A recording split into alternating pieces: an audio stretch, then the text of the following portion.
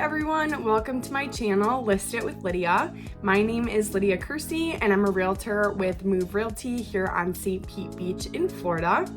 Today we're going to dive into a topic that is frequently asked about in the real estate world, which is the appraisal gap. If you're a home buyer or seller, understanding what the appraisal gap is can be crucial during a transaction, so let's get started. So before we jump into the appraisal gap, let's quickly go over how the appraisal process works.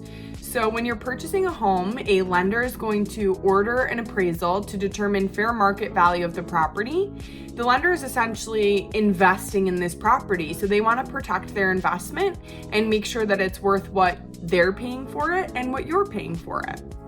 So what exactly is an appraisal gap? So in a nutshell, it's the difference between the appraised value of the property and the contract price of the property. So the agreed upon purchase price. So to put it simply, when the house's appraised value falls short of the agreed upon price, then you have an appraisal gap. So let's walk through a hypothetical scenario of how an appraisal gap can occur. So let's say you're selling your home for $300,000. You find a buyer, and this buyer agrees to pay your asking price of $300,000.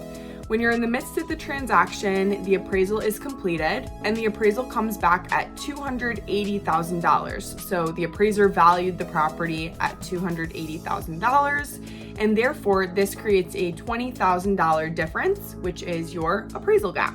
So what can you do if you find yourself in an appraisal gap situation? There are a few potential options to consider. For sellers, they could reduce the purchase price to the appraised value, and then the deal could move forward without any hiccups.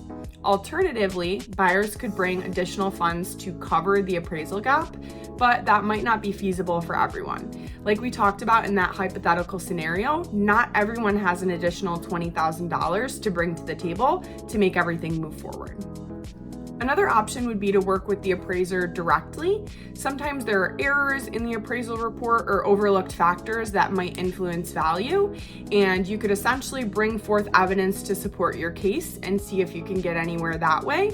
Otherwise, buyers and sellers can negotiate amongst themselves to find a middle ground to bridge that appraisal gap. And there you have it, an overview of the appraisal gap and how it can affect both buyers and sellers. Now remember, real estate transactions are very, very complex, and an appraisal is just one piece of the puzzle. So if you happen to have any questions or concerns about your real estate transaction, you can always feel free to reach out to me and I'll be happy to help. If you found this video helpful, be sure to give it a thumbs up, turn on the notification bell because I will be posting a lot more videos coming soon, and feel free to subscribe so you can see all of the new content that's on its way. And thanks for watching.